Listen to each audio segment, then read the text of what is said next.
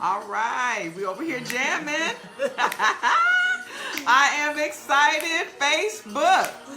This is the author Diana Patterson. I am here with my very amazing, special second oldest daughter, Latina Patterson, and we're getting ready to do my Facebook Live series, Everything Grows in the Valley, Intimate Conversations with the Author. And I have, again, my very, very special guest this evening, my daughter, Latina, better known as T. Patterson. Yeah, I'm so excited. I know I'm cutting up, y'all, but I'm excited because y'all gonna get a whole nother perspective about this book tonight. So I'm super excited, and hoping that we're gonna give everybody a chance to get in here with us. Hello, Joey. Hi, Dina. Hey, Dina. Hi, babies. Hi, LaShawn. I see my baby LaShawn's on. What? Yeah. All right. This is. Listen, everybody, I want to ask you to share. If anyone that's watching right now, push the share button. We want this to get out tonight. I'm really super excited. Oh, my goodness. Elise, hello. Carmen, hi. There's my girl. What's up, girl? Yeah, we about to do this thing. So, again, hi, Auntie Trudy. Down there clowning in Vegas. You know we got to talk. So, again, I'm super excited. Before we get started, let me turn my music down a little. I'm cutting up over here. I do want to do a special shout out to my dear, dear, dear friend. As all of you know, my dear friend Shakita Thomas is battling stage 4 breast cancer. I was with her all last weekend, and I will be with her again this weekend. And she's tough. She's fighting. So keep your prayers going. I've never seen someone so brave and so strong, and I'm just admiring her tenacity to fight no matter what. So Love you, Shakita. Yes, we love you, Shakita, and we wish you were here, sweetheart. So again, we want to say a special prayer for Shakita Thomas tonight. I love you, sweetheart, and I will see you tomorrow. So we're going to get started. It is about 6:01, so we're right on schedule. So I'm going to turn this music down, even though I hate to, because I'm over here jamming, y'all. She love her music. I love my music. I be cutting up on y'all, just don't even know. And I see my girl, Dina. How you doing, precious? All right, so we're going to get started. Let me pull up my agenda here, because, you know, my daughter has an inside perspective. So I actually had to create a whole different set of questions for her. So you won't get the usual lineup that you get every week. And also, I do want to thank Richard Badger. Last week I was on with his wife, my dear, dear friend, forever friend Laverne Badger from Wisconsin. And he gave us a very constructive comment and said it was too long. But I told him, I just don't, you know, you have the option of, tuning out whenever you need to. I posted afterwards, hi, Stephanie, how you doing? I see Rich Watkins watching. Hello, Rich. Thank you for joining us this evening. So again, we're going to try to get through it as quickly as possible. But again, if it gets, Lanisha, hi, sweet. Hey, sis. There's my baby. All my babies are on. Who got the angry man? That must be Nisha, because she ain't here. Oh. You coming, baby, you coming. Greetings to you, Rich. Thank you very much. So again, we're so excited this evening, and we're about to get started. So as you know, I like to do a formal introduction to all of you. And even though this is my daughter, she deserves a formal introduction because she works hard for her money. I know I'm cutting up. I'm sorry. I'm trying not to embarrass my child, but She know I don't like being so blast, so she does it. She does it. So again, I'm going to ask all of you again that are watching, if you can push the share button and share it with everyone, okay? We're going to push share tonight. So let me give a formal introduction of my daughter. Again, this is Latina Patterson. She is my second oldest daughter, better known as T. Patterson. Latina Patterson is the second oldest of my 4 daughters. She is a free spirit who loves to travel and has to have variety in her life. She recently relocated to Houston, Texas. Her main focus over the past few years has been spending time with her family to compensate for time she lost after she graduated from Mesmer High School in Milwaukee, Wisconsin in 2004 and moved to Nashville to attend Tennessee State University to study business administration. A couple of years later, she decided to reroute her path and stop playing basketball for TSU after learning she tore her left ACL, cartilage, and meniscus. For more than half of Latina's life, she was caught up in people-pleasing. which left very little room for her to grow into her authentic self. And man, has she found her way. But anyway, that's another conversation.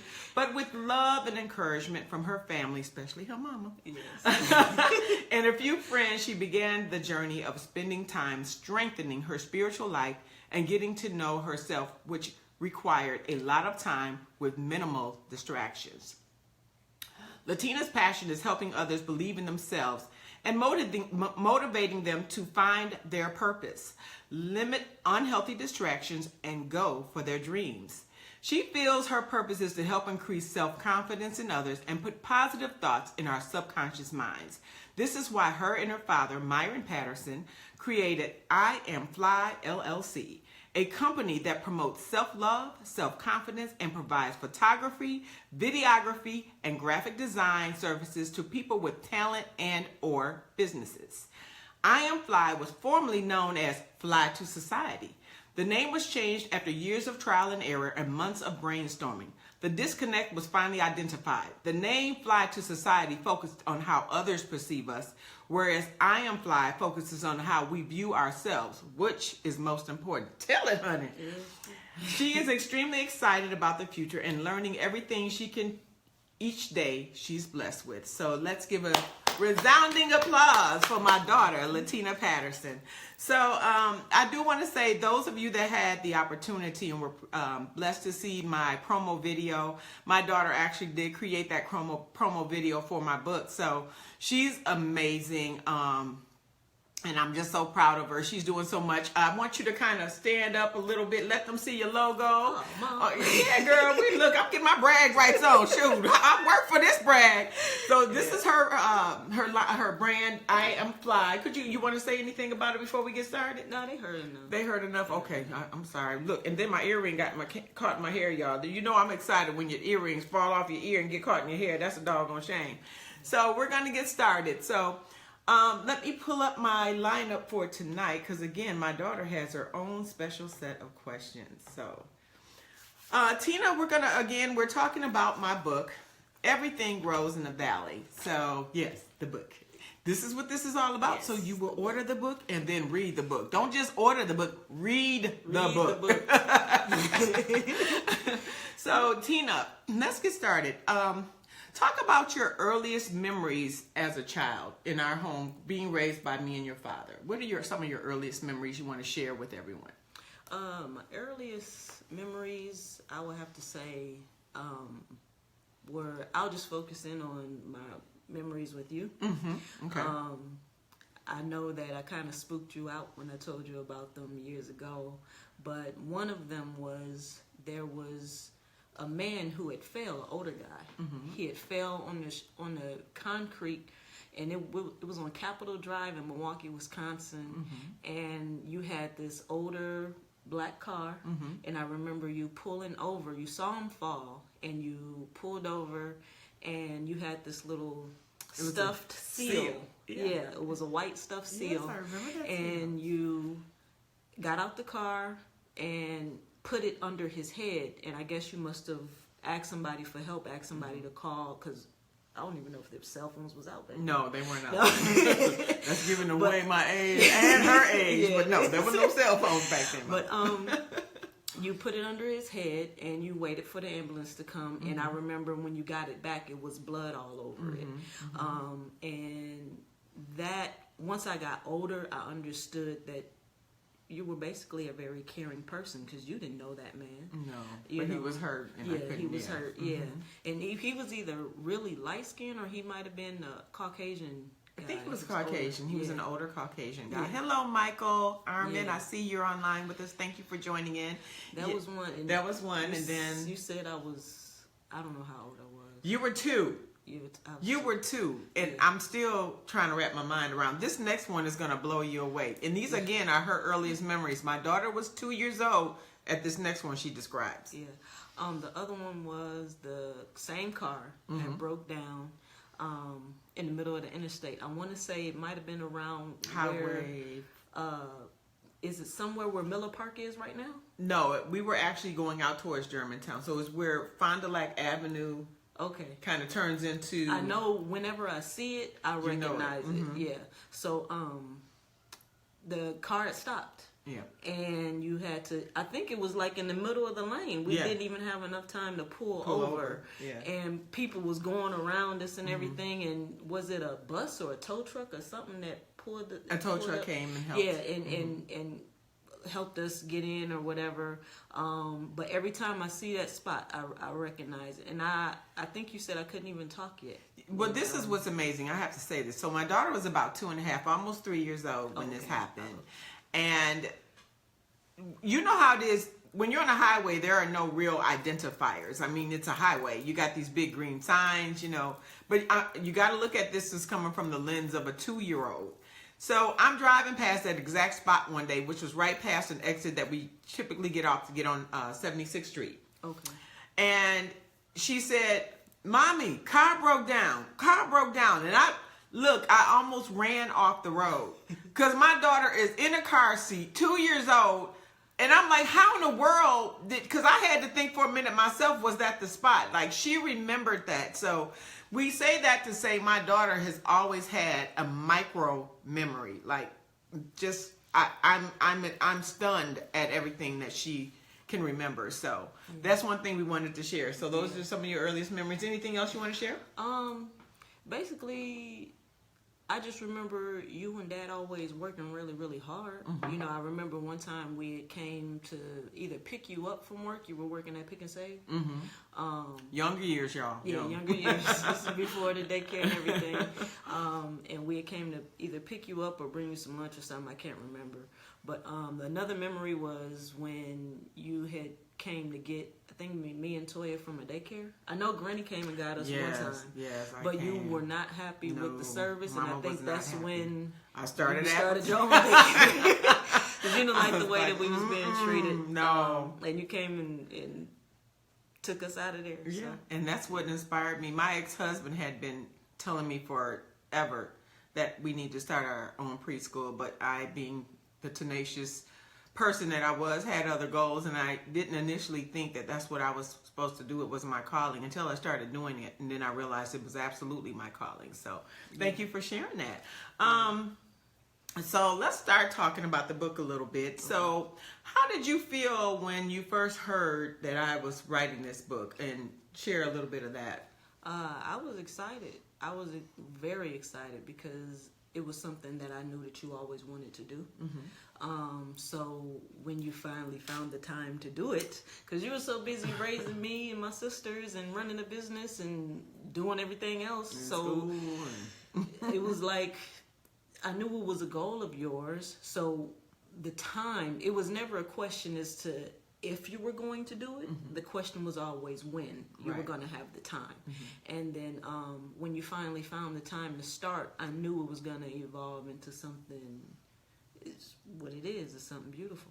Thank you. Yeah. All right. And describe how you felt when you started to realize. So what I'm doing now is just giving the audience a perspective of some of the things that I wrote about in the book. Okay. So in one of the chapters, I talk about when I lost everything and my life started to kind of catapult into very difficult times. And I want you to describe how you felt when you started to realize that our finances had changed, because we were very well to do for one while, and began to see your mom struggling after being so successful for so long. How that impacted you? Reality set in, because I think, at least with my lens and what I thought, I kind of grew up feeling like you and Dad both was like superhuman. And you know, I seen you guys actually witness you go from, you know, I guess from the struggle to doing, of being a young person trying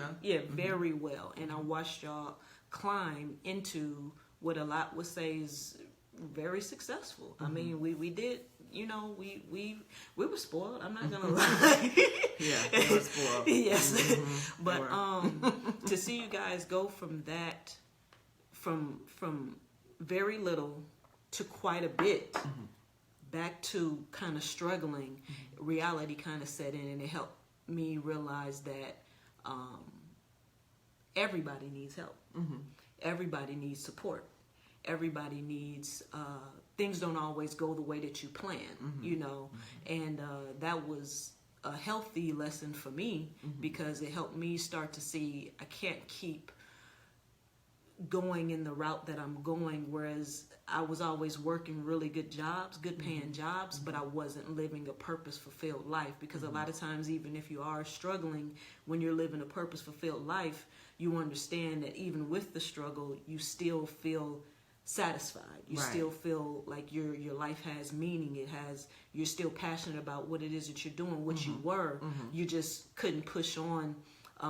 You had pretty much reached to where you couldn't push on in any further. So obviously God has something else planned for you. So it taught me a lot of lessons, and it just made me want to be there for you, and make me want to get myself together to the point to whereas if anybody in my family ever needed me, I could be there with no problem. So and that you've was always a good kind lesson. of been that way. Yeah. So Yeah. thank you for sharing that, Latina. Okay, so the next question is, what was the most difficult part of the transition of my success to my struggles for you, and how did it impact you or your perception of me as your mother? It didn't change my perception of you at all, except for I was able to see how relentless you were, and how much it takes to be successful in this life. So it was a lesson for me, because a lesser woman would have folded. A lesser woman would have probably found any way out, and I see it all the time, where people will use people to get ahead or get back on their feet, and you refuse to do that. You went back to school. You did things that a lot of us would either probably talk ourselves out of. You did what you needed to do to continue on to the path that you had in the vision that you had for yourself. So if anything, I had more respect for you, because at least what I've witnessed, a lot of people can gain success at least once. But when you go from very little to quite a bit, back to very little, back to quite a bit, that gives people hope. And that's what it did for me. It helped me see, like, if Mom can do it, her perseverance, her will, and her relentless attitude, that's what I need to be. And you didn't really lean on anyone else except for yourself. And I admire that about you as a woman, first and foremost. But it made me proud too. Aww. As your daughter, yeah. And I want to say this, and I want to share this. Thank you for sharing that, Latina. I think it's important that, especially the parents that are watching tonight, or even those of you that have parents that have gone through some struggles, to see the perception. Sometimes what we think is another person's perception of us is not accurate. And I remember during that time being very concerned that you guys had a negative perception of me because of all that I lost and how much I went through and how difficult it was to stay afloat. And especially when I had to leave Wisconsin and close my preschool. I was so worried about what you guys felt about me during that time. And I think, and that's why I talk about it in the book, I allowed those circumstances to become who I was instead of what I was going through. Right. And you guys breathed life back to me through that process by reassuring me that your love was there and it was constant and it was real. That'll never stop, no matter what. Everything can fall right now. We're still going to be there. Yes. That's what family's for. You never gave up on me, so I have no business giving up on you. Well, that's what mamas do. Yeah. But it was really difficult because, and I think you get caught up a lot in how you feel others perceive you to the point where it consumes you and it's almost paralyzing. Yeah. And through that transition, one of the greatest things that God showed me was to always look at myself through His lens. Yeah. And when I started to do that, I could see the love illuminating, and it was always there with all of you. You were so supportive, but I think just as someone that was so successful, to take such a fall was so hard to really accept that this is what I was going through at the time. And then the transition of it being so difficult because every time I was trying to rebuild, it seems like it was always something else. But look at everything that you went through, and that's what I did. And I know that y'all say sometimes I can overanalyze, but I do think a lot. She's very analytical.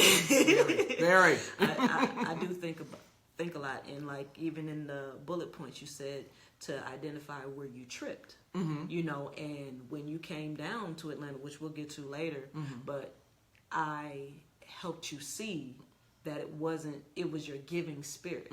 I think that you gave way too much of yourself. Not to say that giving to others is not a good thing, it is, but sometimes, like Oxygen Mask, we talk about that. We'll talk about that. That's one of my favorite chapters, but I think that that's really important, and I feel like you got it right now. Yeah, you know? I think that's life. It's a journey. You know, we don't have all the answers. We didn't create ourselves, so we gotta go to the author. Through it, yeah. All right. Well, thank you, Tina. The next question I want to ask you is, what went through your mind when I made the decision to move to Atlanta and with you and leave your baby sister in Wisconsin with her father? I wasn't too crazy about Shauna staying, but then again, Dad was there, so it wasn't like I was taking anything away from Dad or anything like that. I just knew. I talked to her. I don't know if you knew that, but this is a revelation you're hearing for the first time on camera. What did y'all talk about? I talked to her and asked her if she wanted to come, because I knew I could take care of my own bills, and the person I was living with at the time, you know, we had our own household and everything. We could take care of our bills. Everything was going to be paid for, and I knew that you needed a break. And it was a good school out there that Shauna could have went to, so I was all for both of you coming. But then I listened to your reasoning. You did want Shauna to graduate from Mesmer. She was a sophomore or going into her junior year at the time, or she was a junior. She was going into her senior year. She had 1 year left. She had 1 year left. You know, I understood that, and I just tried to explain it to her, you know, and if she wanted to come later, I just made sure that she understood that was totally fine with me, but for her to just finish that last year, you know, and I didn't want her to leave Dad, you know, because you would have had me, and I knew you needed some time to yourself, but I knew Shauna also, I didn't want her to leave all her friends, you know, but I did. I wanted to be selfish and have both of y'all. She did, and it was noble. But in my reasoning, and that was after talking to my father, who is my counselor on everything. I don't make a decision. Love you, Granddaddy. Hi, Granddaddy. Hi, Daddy. He's not watching. I know. Yeah. My dad's not on Facebook, and he's not even trying. Maybe one of our cousins is sure. Yeah, and it was really hard. But once I spoke to my father, who I love dearly, his reasoning made sense. I mean, first of all, I was not in a position to take care of my daughter. I couldn't even take care of myself, and that you will understand where Oxygen Mask came from in the book. I just wasn't in a position, and I didn't want to put that extra burden on you. It was noble what you were trying to do, but when reality sets in, at some point I wanted to become independent again sooner than later, and you weren't happy about that. But I wanted to rebuild my life, and I wanted to have a strong foundation and a solid foundation before I pulled LaShauna into my world again. And I felt like she was stable. She was home with relatives. In fact, me and you were the only two gone at that time. Right. So it just made sense to me. Well, LaToya was in Texas, Texas, but that most of our relatives were in Wisconsin, and it just felt like the right thing to do. And my intent at that time was to possibly send for her, but once she started her senior year in a school system where she had been in since kindergarten, it just felt wrong to move her last year. So there's just nothing about that decision that felt right to me. Yeah. I just wanted you to be okay. And I knew if you came to me that all the resources that you need to relax, because you don't know how to relax. I'm learning. And take time for yourself. I'm learning. I knew you needed to just regroup. You know, and I was just blessed to be in a position to be able to do that, and thankfully I had a partner at the time who was willing to have you come in. That was a beautiful situation at the time, you know. And it was, and the whole experience was amazing for me, because I think I didn't realize until I moved to Atlanta how hard I had worked my whole life. Yeah. In fact, one of the things I shared with you all is that I didn't realize that I had been running that daycare for over 8 or 9 years before I ever took a vacation. And I didn't realize that until I went on that first vacation to Cancun, Mexico. Yeah. And it was my first vacation, and I thought, I've been running this daycare all these years, and I've never really taken off work, maybe an occasional day here or there, but I had never taken so much as a week off. So I worked way too hard, and I think my body was just screaming, you know, God was telling me through that experience that you've got to take care of yourself. Yeah. You've got to do better. So, okay. So, anything else you wanted to share about that experience? No, not at the moment. Okay. So, what was the most compelling when you're thinking about the book? Because, you know, I give you guys bits and pieces of my life, you know, coming up through a child, some of my memories. I never went into a lot of detail about things. What was the most compelling revelation to you when you read the book? Like, oh my gosh, like what? After reading the book, the first several chapters, it helped me understand. Wait, before you do that, share with them your experience about the book. Share about we gotta share that. This is special, y'all. Don't leave. You gotta see that. You gotta hear this story. This is so sweet. I was on my way to relocate here to Houston, and I had to wait. Because the week that I was coming, Hurricane Harvey, we was getting the warnings about it and how it could be this and it could be that. But it was quite a ways away, so I wasn't sure if it was going to be bad or not. And I wanted to just say, forget it, I'm coming, you know. But everybody was saying that's not a good idea. So I waited, and I mean, the water just hung around for like 2 weeks. I think I had to delay my trip like 2.5, 3 weeks. Almost 3 weeks. And I was just like, oh my gosh, I'm just ready to go. Get here. It was torture. I was getting on their nerves because I thought everybody She was calling us. We was like, no, we can't move. I'm on the 3rd floor. I'm not going nowhere.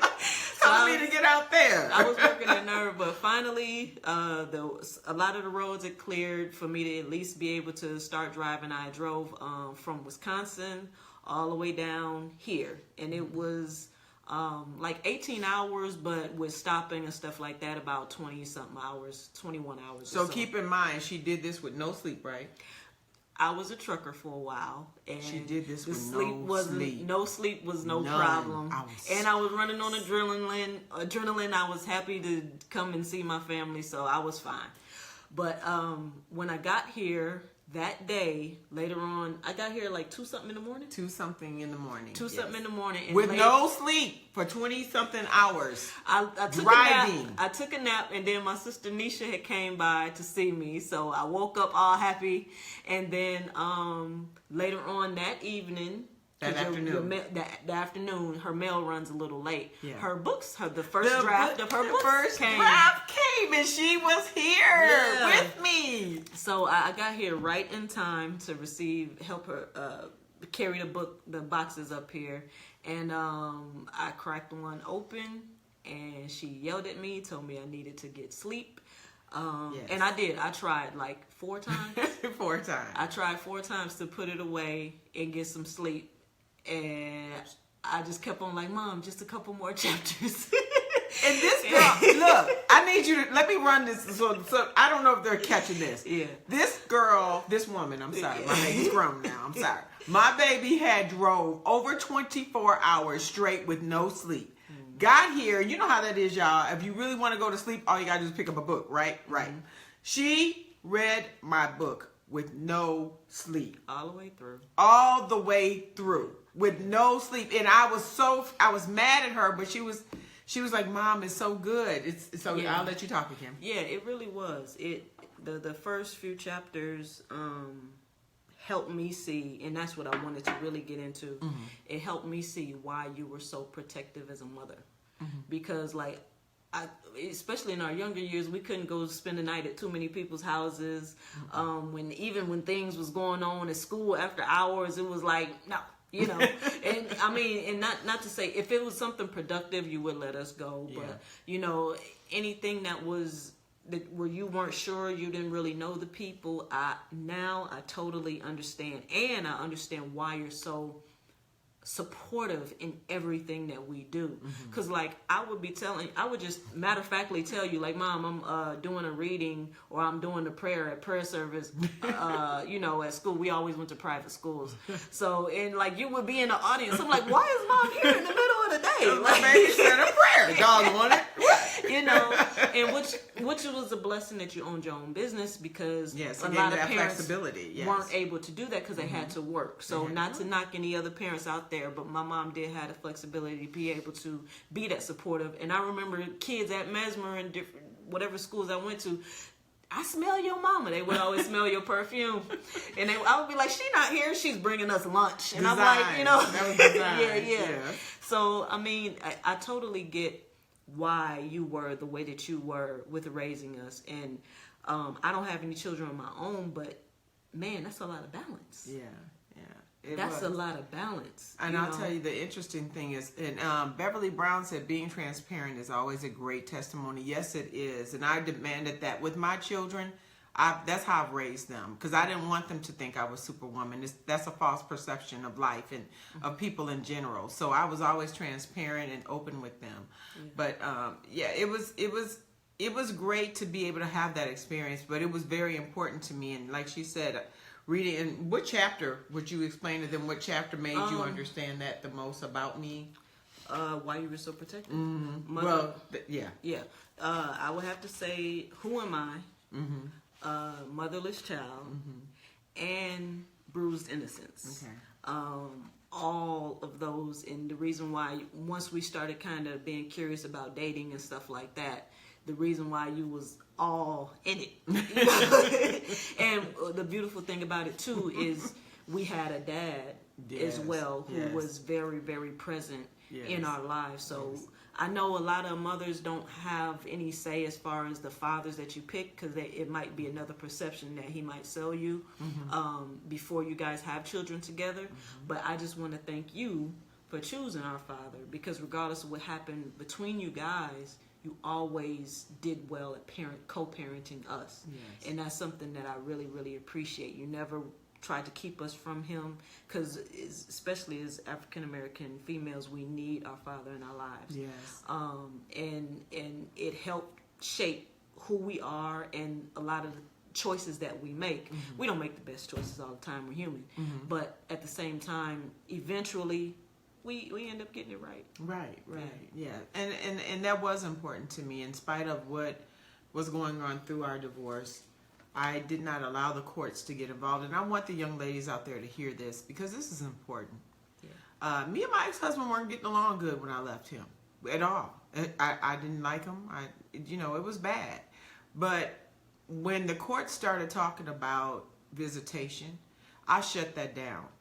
You are not going to dictate when my ex-husband sees his children.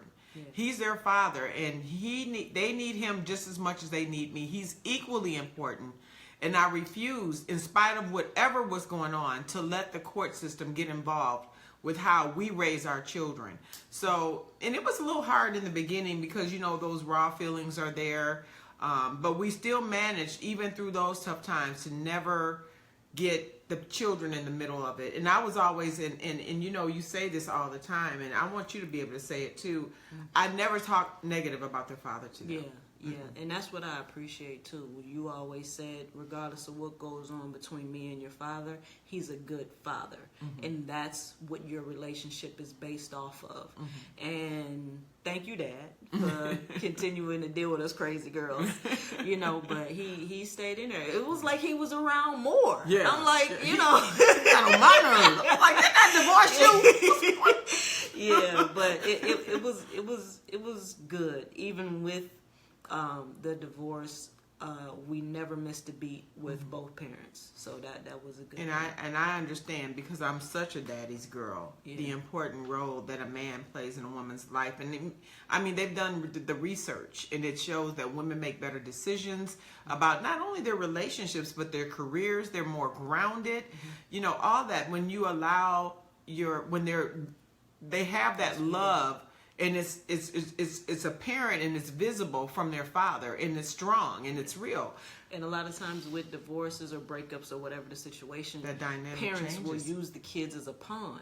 And that's what I appreciate that y'all didn't do, you know, is try to use us to hurt each other, because that just that would have hurt us. Yes. You know, it was painful enough that our parents weren't, you know, but all we cared about was y'all being happy. Yes. That's it. Yes. Just like any parent would want. So it Yes. was just flip, Yes. you know. So, Yeah. Okay. yeah. So thank you for sharing that. So the next question is, let's see, what impact did my story have on you personally and then professionally? Okay, personally, I would say, I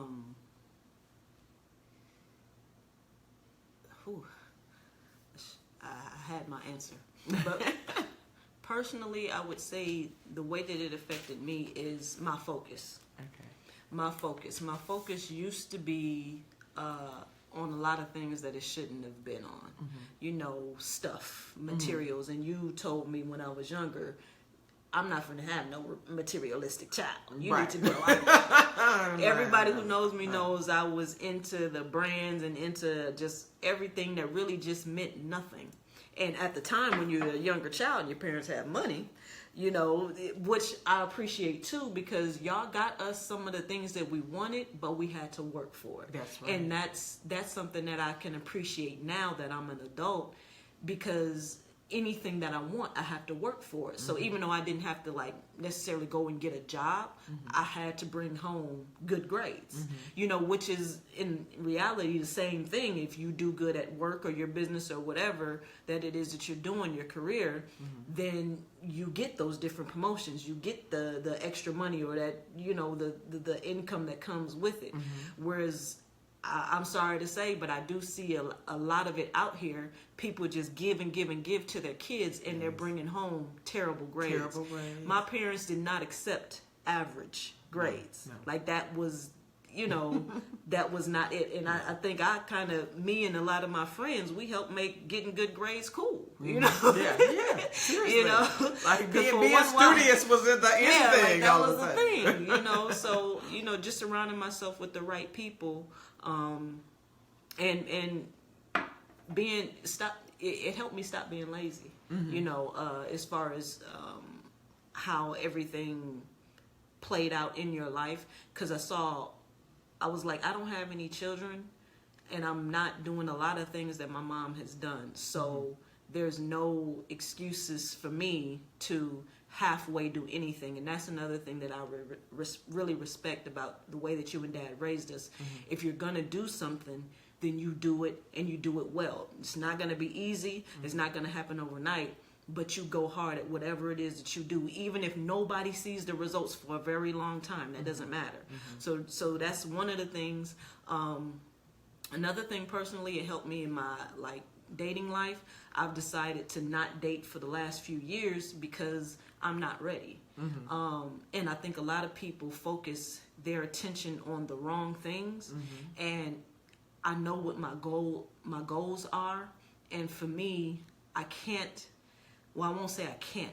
I don't want to balance my relationship and my dream right now. I've tried it, and my dream wins every time. You know, and I'm not going to stop until I achieve it. You know, so if I find someone along the way, that's fine. But right now, if I have to pick and choose, and you know, people start talking about marriage and kids, and I'm just no. That is not an option, and I get to have that choice. You know, so say that again. Yeah, you get to have that. Yeah, choice. I have That's the choice. Right. You That's know, right. so I've decided to just take care of myself, focus in on my dreams and my goals, because at the end of the day, you know, God, self, and family, and my dream is gonna be there. You know, relationships, if you know, they come and they go. You know, and what I have to say to anybody that has ever dated me, I apologize, but I didn't mean to waste your time. But now that I'm older, I do realize that dating is just not something that I need to do, because at the end of the day, as soon as I start dating people, I start to kind of feel trapped. And it's not that anybody did anything wrong. It's just I know what it is that I want, and the what I've seen my parents achieve, and what you've gone through and done. It helped me see what's important to me, and things are different for everybody, you know. So that's how it helped me personally get my focus together. And then professionally, it helped me understand what my dream has always been becoming an entrepreneur, a successful entrepreneur. And you prepared me at a young age that it was not going to be easy. And watching what you went through, and watching even how it started and blossomed, helped me see that you're not always going to have support. People aren't always going to see your vision or believe in it, you know, and taking risk and taking chances is just what you're going to have to do. Not being afraid to fall flat on your face, not being afraid to take everything that you have and put it into what it is that you believe in, even if you lose. At least you tried. At least you tried. You know, so that's right. That's where it helped me. I walked away from everything that I had, but it's all material stuff, and I can get that stuff again easy. But I decided to invest in the equipment and the things that will help me with my dream to become the person that I want to become, and I'm on my way. Yes, you are, and I'm so proud of her. And she has mastered her craft. I mean, she's continuing to grow. I am biased. She mastered. I'm getting Listen, better. when you can tell someone, you know, and I want to share this. When I was trying to come up with a vision for my promo video for my book, I knew I wanted it to capture people. I wanted it to be basically a visual synopsis of my book, and it needed to be powerful. And I sat down with my daughter literally once, and I said, this is what I'm trying to accomplish. And she said, okay, go on and find some images, you know. I wouldn't let her look at what I was doing. She controlling. She is. She controlling. Yes, she is. I'm telling everybody on TV. So now, on live right now. So if she try to start pinching me, y'all, I'm gonna do my face like this. No, I'm just playing. No, I am a control freak. Yeah. It's true. So I didn't let her see it until I got the rough draft at least finished, and then let her critique me from there. Yes. I like to take my clients' visions, and this was my mother in this case, but I like to take their vision and whatever it is that they want and make it a reality, because it's not something that I don't want to put myself in it. I want to just give you what it is that you want. Exactly. And that was a point in my life where I kind of seen like I'm on the right path, because it gave me so much satisfaction, because that's what I love to do, is bring people's visions and make it a reality. That I'm passionate about that. Excuse me, why are you Lanisha co-signing when she says I'm a control freak? We got to talk after this Facebook Live.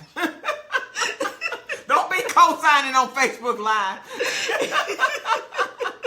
And Chanel said, love it. T. Patterson is so authentic and genuine. Great insights. Yes, she is. Hi, Antonia. Hi, Chanel. Hi, Antonia. Hey. My babies are on. Okay, so we're going to move on to the next question. I'm sorry, I had to get that light out my face. What did you love most about my story?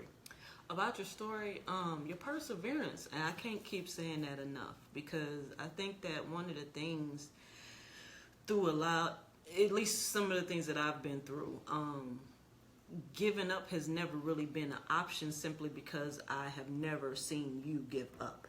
You know, even if you might call, you might cry, you might, I have my moments. Yeah, you have your moments, but you never give up. And that's something that I can respect so much, as not only as your daughter, but as a human being, as a woman. I can appreciate that, and having that example is like you're paving the way for me and my sisters and anyone else who knows you, and not selling yourself short. Right. Because you've been through a lot, like a lot, and with reading it was like, man, like. It really did make me want to push myself further and myself harder, so that I can, help, and just give you the world or whatever. What child doesn't want to do that for their parents? But at the same time, it's like God kind of helped me know and understand that there's nothing that I can do for you that He can't do for you better, 1,000,000 times better than I could. That's so, right. And your sister Latoya says she agrees. Yeah. Yes. Yeah. Yes. Hi, Montre. Hey, sis. Okay, so and I thank you for sharing that, Tina. We're going to move on to the next question. Okay. So there are small triumphs in the book at the end, but of course, my reason for writing the book was to help people that are going through. Right. Because for some reason, and I'm not quite sure how we're wired, but it seems like we're wired to think when we're going through, we're the only one going through. Yeah. So, no, what I want you to talk about is what hurt you most about my story. What hurt me most?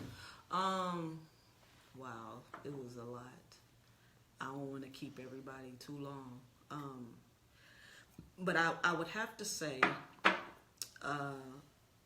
can I talk about the You can talk about anything you want. Okay, so not only did the molestation hurt me, and what you going through that, your relationship with your mom, of course, I've kind of always known that, and that's the reason why I grew up already knowing and understanding to appreciate you, because your mother passed a month before I was born. So I always had it embedded in my mind at a very young age to always appreciate you, because I never knew how long you were going to be here. You know, so I took advantage of you always being here and making sure that I, you know, make you proud every single time that I can. But another thing that hurt me was, of course, you being in abusive relationships. And the other thing is, man, it's so much. When you went through a lot of that stuff, it did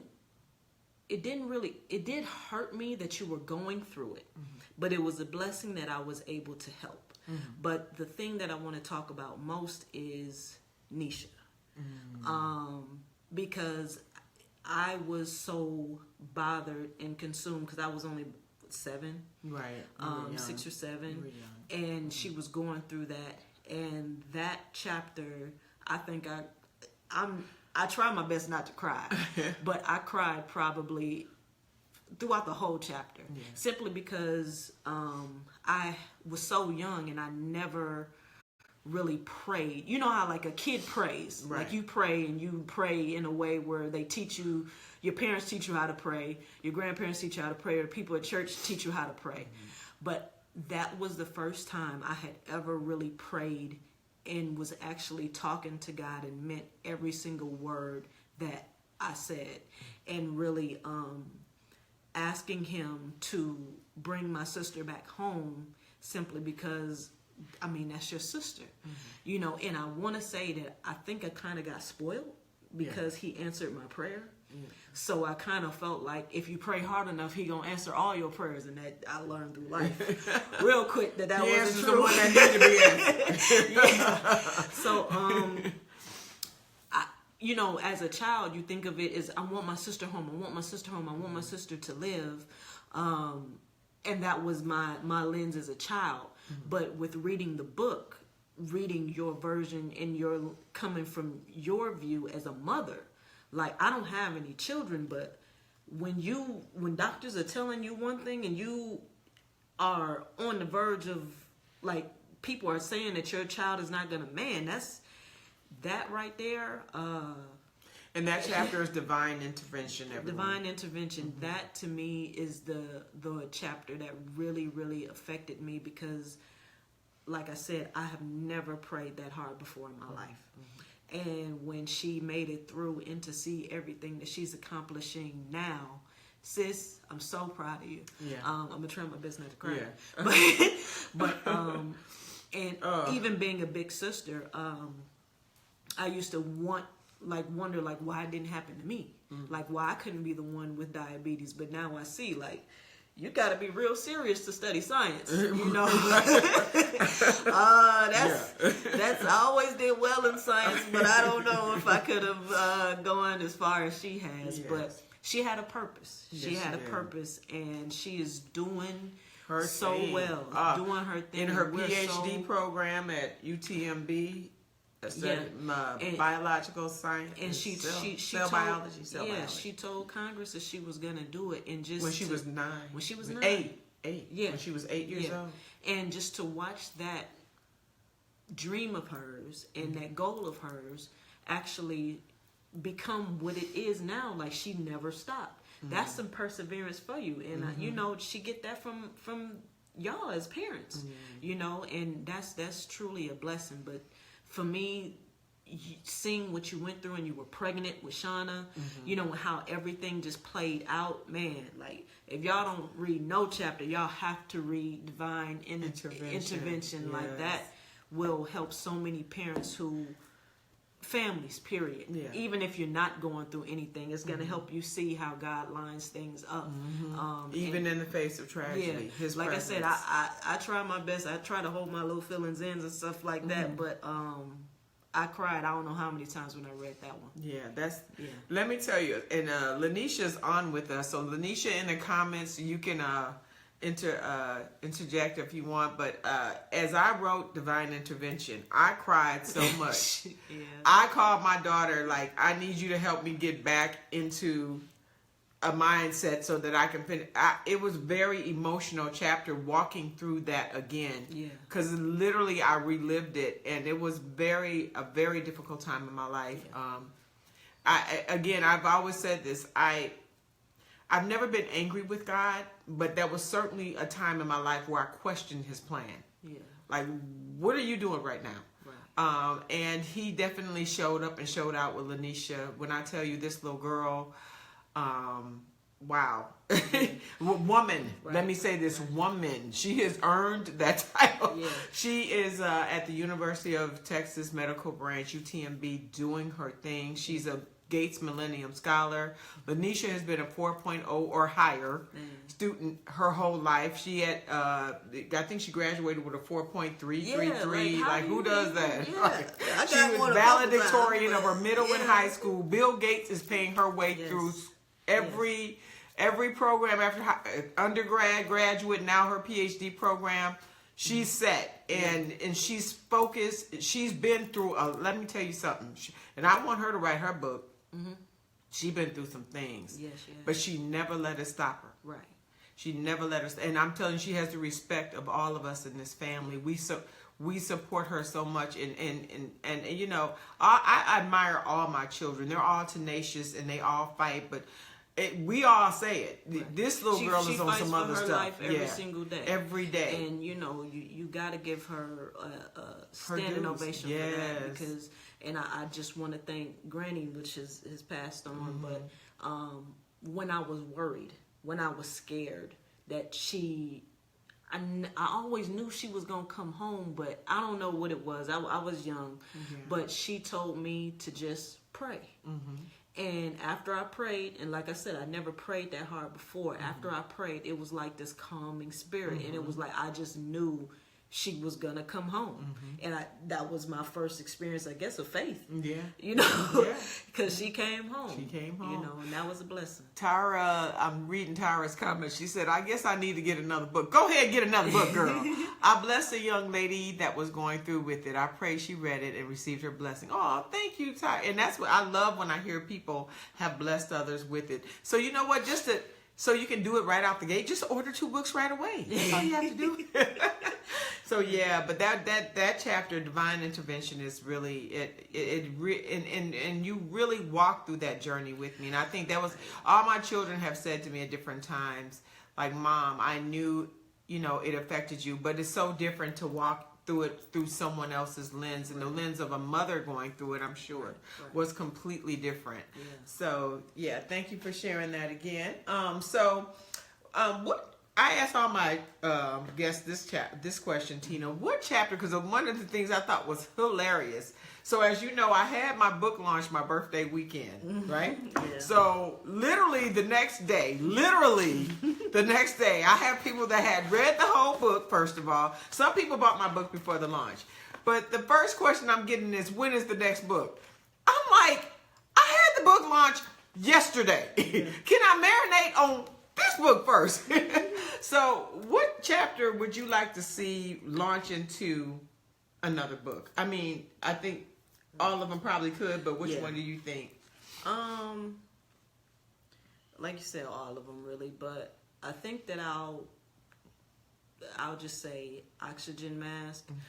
I loved a lot of them, and I really do feel like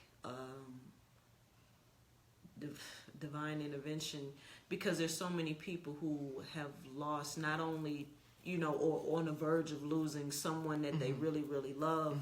But Oxygen Mask is one of those chapters where I feel like it helps you see that you can't help anyone if you're not all right yourself. And I had that issue for quite some time myself. Not at the magnitude of what you had or whatever, but I think that that's one of them that can help a lot of people, because we bend over backwards for so, especially when you have a good heart, and I say a good heart because you think it's a good heart, but that's really not. You're not helping anybody when you don't take care of yourself first. Yes. And a lot of people would have you thinking that you're being selfish if you take care of you first, but anybody who makes you feel that way more than likely has a hidden agenda, and I think that chapter helps you realize the importance of making sure that you're taking care of yourself, so that you can care for the people that you love and anybody else that's around you who might need your help. So I think that one, but I can name all of them, but that's the one that really sticks out. Okay, all right. And moving right along, so now we're going to flip the interview. Okay. You get to interview me for a minute and ask me some questions. So what questions do you want to ask me about the book? Okay. Well, first of all, I would like to ask,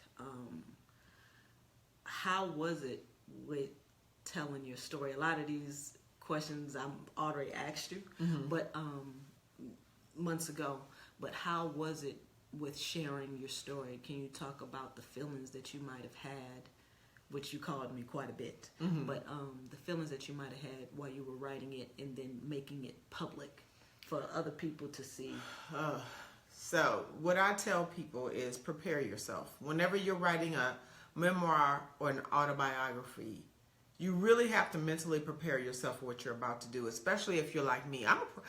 People don't realize this because I'm so friendly, that I'm a very private person. Yeah. I am. I'm not real people-y. I really would rather just be to myself. And, putting my personal life out there, being that transparent, is frightening. It was paralyzing at times. And there were times while I was writing the book that I wanted to stop and say, what am I doing? This is crazy. Yes, and I'll share this with you. I literally, the day that this book went to my editor thought I was cuckoo.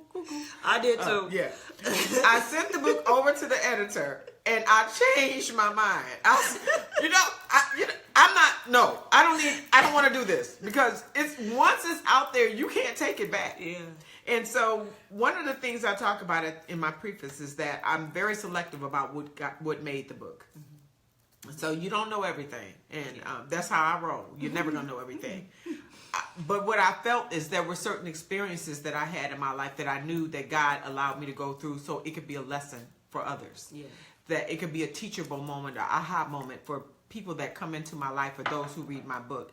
And those things that I went through that were the darkest, I think, is what I shared a lot of. Yeah. Those really dark moments, because those are those transforming, life-changing things that if you don't have some sort of foundation, someone to help you get through those moments, you get lost. Yeah. And you never find your way back. And I don't want anyone to get caught into that, as I name it in the book, the abyss of darkness, and you can't find your way out.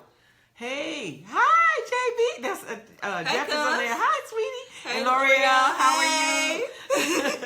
So, hi, Donna. Hey. So that is the resounding message for me. So yeah, going through that was tough for me. I mean, it was frightening. I had anxiety all the way up to the day I had my private reading here at the house.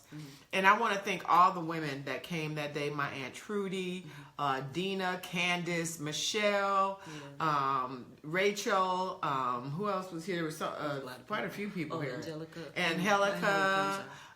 Everyone that came, one of my coworkers, or Claudia, because that was kind of my test run of bringing it out into the world. And when I tell you I was so frightened until that day. I knew my kids were going to, of course your children are going to love the book. I mean, but one thing I will say about my children, they'll be honest with me. If it was some crap, they would have told me, Mama, don't put that out there. So they would have done it. But the women that shared in that moment with me, it was so intimate and so private and so, I don't know. It was a moment that I'll never forget because these women opened their hearts to me. They allowed me to read parts of my Valencia, my story to them, and they embraced it. And at that moment, and I'll tell you, my confirmation came with my editor. Yeah. My editor, I want to share this story with you guys. When I sent my book to edit, so this is what happened. I was making my decision between the last two choices for editor. I prayed over it. I don't do nothing in life without asking God for his permission. Hello, Nubia. Hi, baby. And I prayed over it. So the young lady that is my editor, I told her that the other person that I was considering had offered to do one of my chapters for free, to edit a chapter for free and send it back to me so I could see their work. And when I told her he did that, she said, you know what, I can do that for you. She said, just send it over. This was Sunday morning at about 10. So I had to make a run to Walmart that day. So I said, okay, I'm going to send it over there. Got dressed. She said, I'm gonna send it back to you tomorrow or Tuesday. Keep in mind, this is Sunday at 10 in the morning.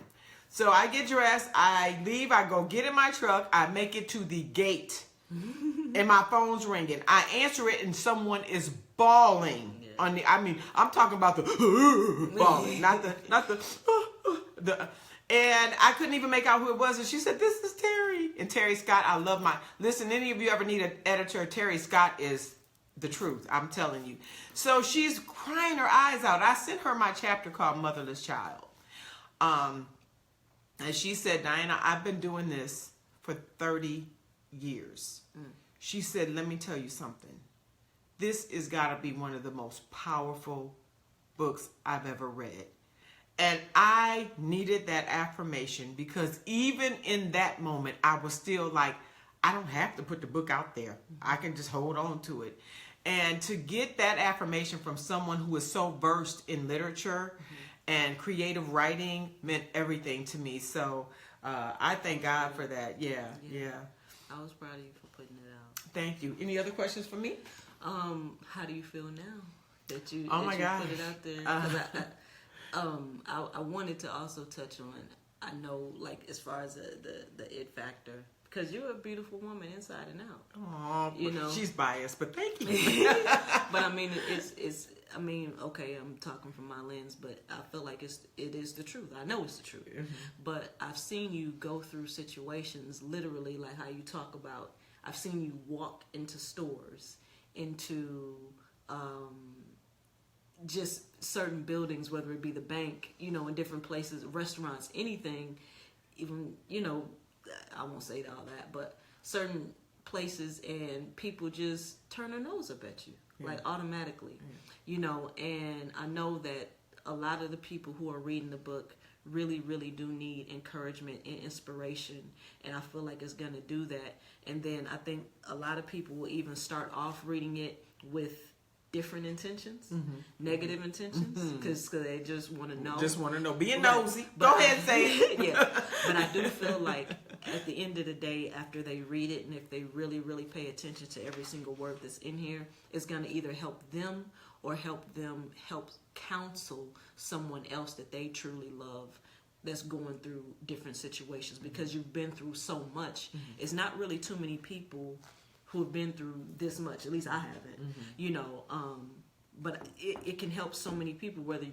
they've been through it themselves or they know someone who's going through it or have been through it, so I admire you for that. But then again, I just want to ask how you feel now. What I can say is I thank God for his timing. This book has been one of my greatest affirmations in my life. I mean, I'm tearing up now. I didn't know it would be this well received. And the inboxes I get, I mean, I've had book signings, I've been invited on radio shows and talk shows, and it's only gonna go up. Yeah, I said, and I'm telling you, I'm saying this on Facebook Live. I'm going to be on Oprah with this book. And then I want you guys to say, I was watching Facebook Live on February 8, 2018, and that woman told us she was going to be on Oprah. I'm going to be on Oprah Super Soul Sunday with this book. Yep. I'm going to be on there. And you helped me make it happen. And that's the affirmation is, I'm still, I had set myself kind of up for the failure of it.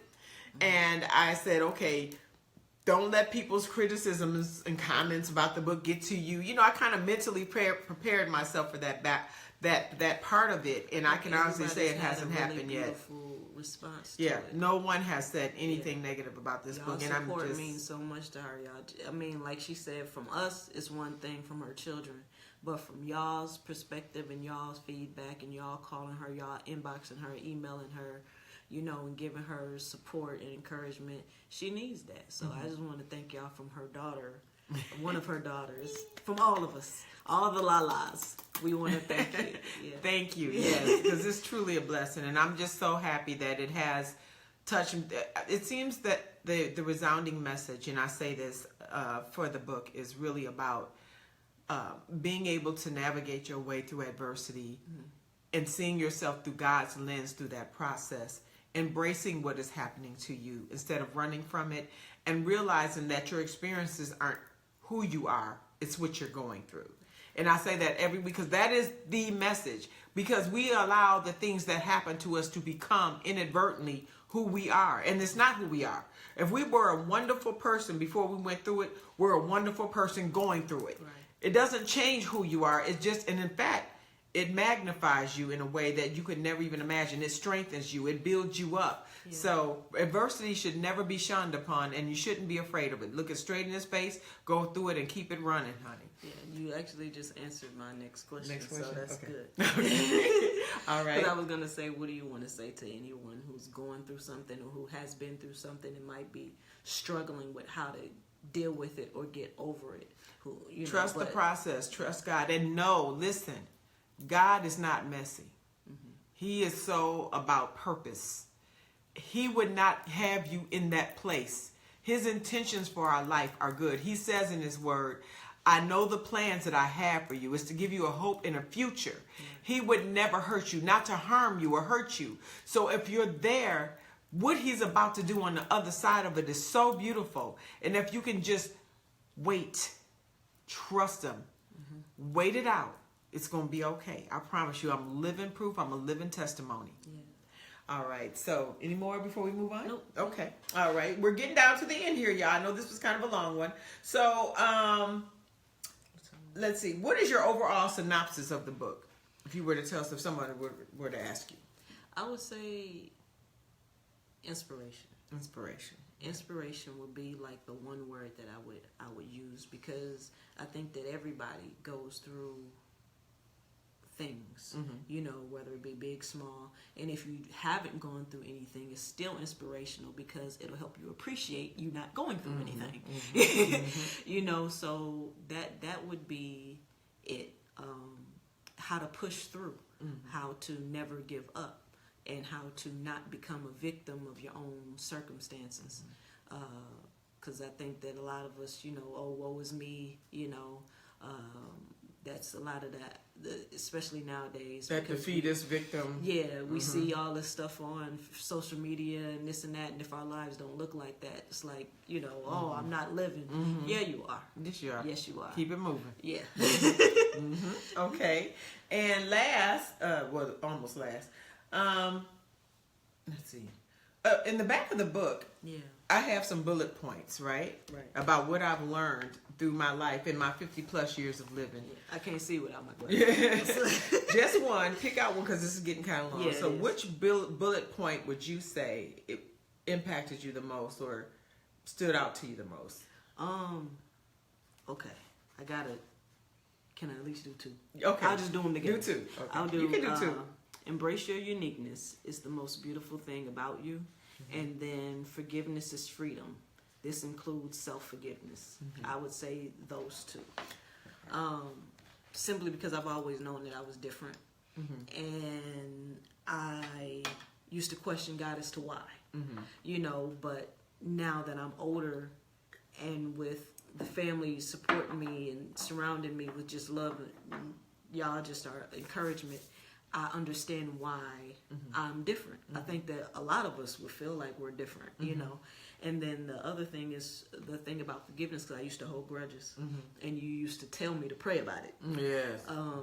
But now I've learned that it's not for the other person, it's for you, you know. And even forgiving myself for a lot of the terrible choices that I've made a lot of. And this and that to her, this Yeah. it's interesting to me. And I want to. Tyra wrote a powerful. She said, "Empowerment as an her women Yeah. and lead hership." I love that, Tyra. Thank you. I love that. What was I just talking about? You know, my mind is about 2 seconds long. No, I was talking about embrace your uniqueness and the forgiveness. Self-forgiveness for us, for many, is the most difficult. We can forgive other people. I've mastered. In fact, I actually think it's a gift of mine. I'm very forgiving, but I tend to be angry at myself longer Yeah, me too. than I should when I make mistakes or don't make good decisions or fall or trip, as my professor said. So, that those are two powerful ones, and thank you for mentioning those. So,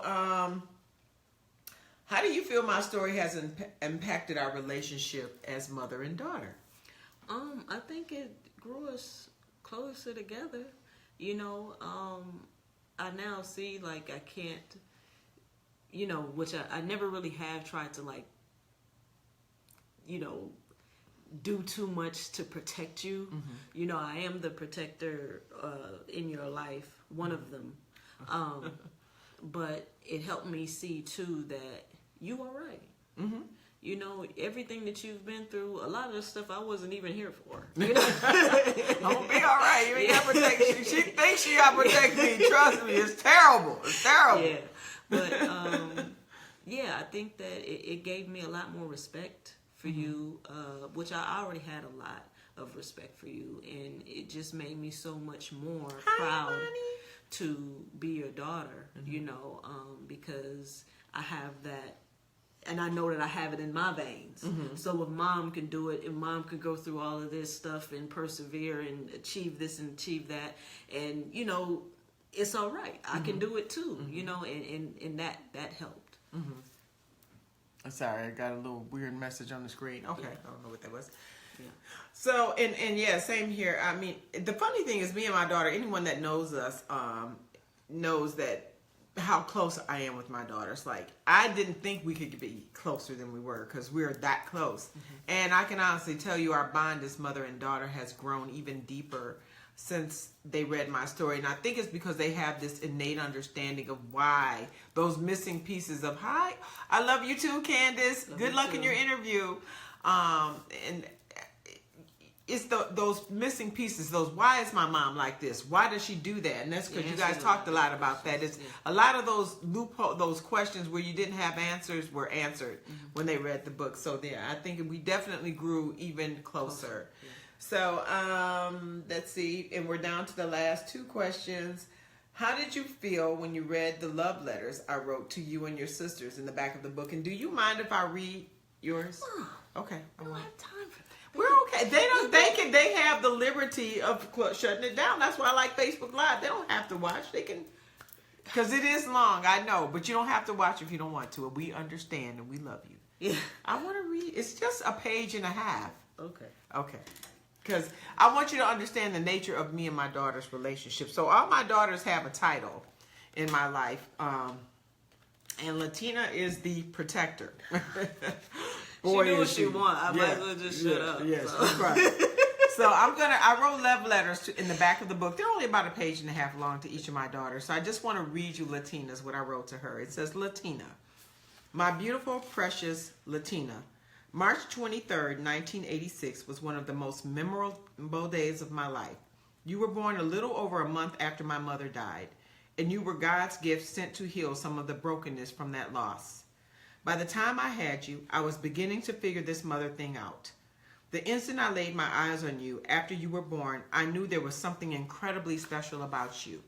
Although you were just a newborn, I saw so much love in your eyes for me and My love for you was as infinite as time.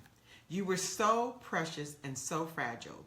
You would cry the instant you even thought I was walking out the room. And I mean literally, like I couldn't go to the bathroom. That's not what it says. That's what I'm just telling you. I couldn't go. I had to take her in the bathroom with me. I'm not kidding. You have been, see, I'm trying to have a moment here. You have been protective of me since you were a baby. And the love you have poured out to me over the years has given me the blessing of knowing how it feels to be truly loved and protected. You saw the best in me when I did not see it in myself. You were always there to encourage me, and you helped me to see myself through your eyes and the eyes of God. You never allowed me to give up on myself or to check out on life.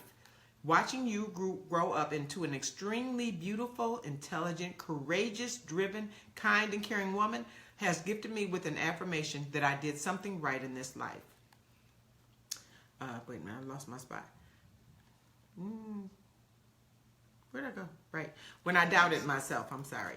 You are in tune with me, and at times you know even better than me what's best for me, and you never allow me to settle. Raising you was truly one of my life's greatest honors.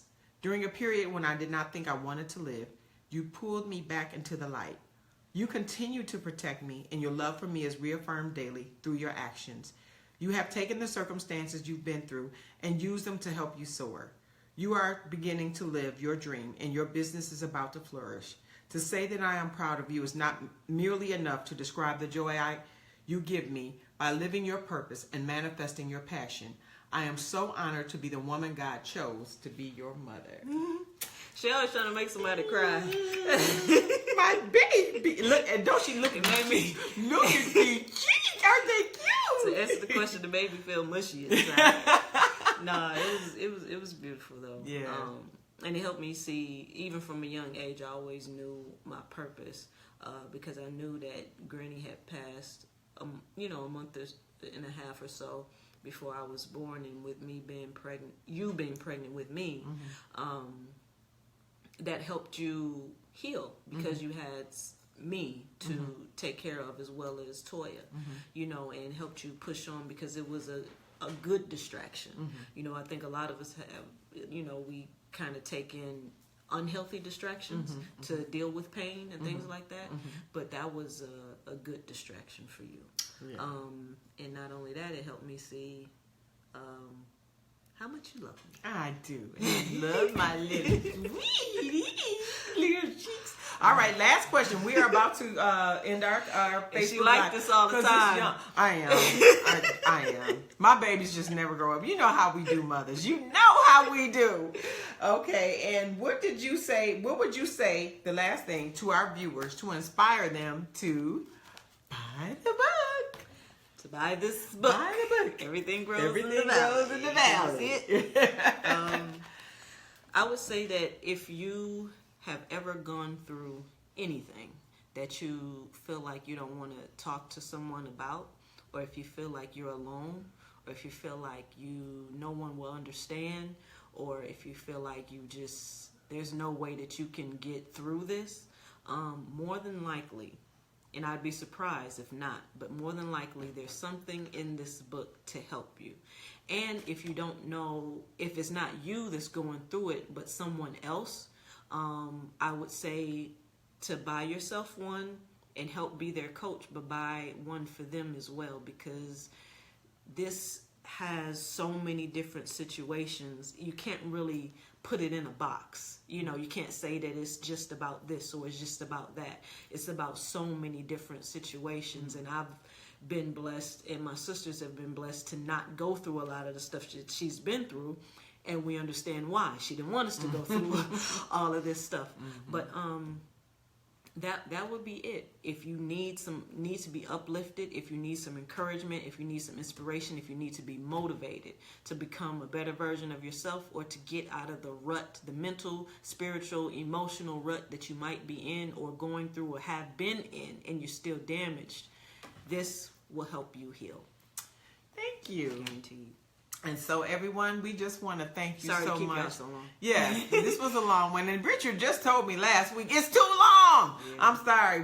Again, you have the liberty of getting off, so that's why I don't worry about it. If you get tired of watching, you can always just then just fast forward. just fast forward. Yeah, and when you have to, just fast forward. Yeah. So thank you all. I do want to, if my daughters Latoya, LaShawna, and Lanisha are still on, if one of you could write in the comments how to purchase my book. I'm going to tell everyone, but if you could put it in the comments. So there are a few ways you can purchase my book. One is, it is available on Amazon. I always have to say that because I want to say it because it is on Amazon. However, Amazon takes over half of my proceeds, meaning they take half my money. So I don't like people to buy the book from Amazon, but I want to sell the book because it's more to me about it reaching the masses. So it's not about the money. So I really don't care if that's the way you prefer to buy it. Absolutely buy it through Amazon. But if you want a signed copy from me, where I write a note inside for you, you can purchase it directly from me through PayPal, and that is paypal.me/DNP EGV, and that's DNP Diane Anita Patterson, EGV Everything Grows Valley. So again, that's paypal.me/DNP EGV. If one of my girls could put that in the comments, you could also buy it through Cash App at $DNP EGV, and that's $20, which includes shipping and handling, a signed copy, and a bookmark. And it doesn't take forever to get through my book. Also, I want people to know that if you order my book during the day while post office is still open and I don't have a lot going on, I actually try to get it out that same day. But if not, I did definitely get it out the next day. I don't sit on it. I send you out your order right away, so you'll have your book within I'd say 4 to 5 days at the most. Some people get them in as little as 3. So again, please get the book. Tell people about it. Talk about it. And also, I want to thank all my friends that ordered theirs. I love yes, y'all. Thank you. I only got a couple friends. I love y'all. Thank you so much. And also, if you would like to appear as a guest on my Facebook Live series, once you complete the book, please inbox me because I want to have my readers on. I'm going to keep this up every week. And listen, my calendar is full through April already. So people are reading, people are talking about it. Please talk about it. And another thing I'm asking people to do is get on Facebook, take a picture with the book, tell people about the book, tell people, what you experienced, write a post about it, just to get the word out. So again, I thank you all for joining us this evening. Again, I'm sorry it took so long. This was a long one. That was an hour and 20 minutes. Yeah, that was a bit long. Sorry. But it's my baby. It's my baby. I don't talk much, but when I do, I talk. But you don't have to watch the whole thing. You can just get bits and pieces. But again, thank you so much. And I also want to say next week, please join me next week. I'm super excited about my guest next week will be Farrell Phelps. He is an amazing photographer and has a talk show that he invited me on the week after my book launch to help me promote my book. And he is just an amazing, amazing person. I'm super excited to have him on the other side of the interview where I'll be interviewing him instead. So again, tune in next Thursday at 6:00 p.m. Central Standard Time, where we will have my guest, the wonderful Farrell Phelps. Again, thank you all, and don't forget to go see Panther next weekend already. And listen, if you don't have tickets already, you probably ain't gonna get in. So thank you all. We love you. Mwah.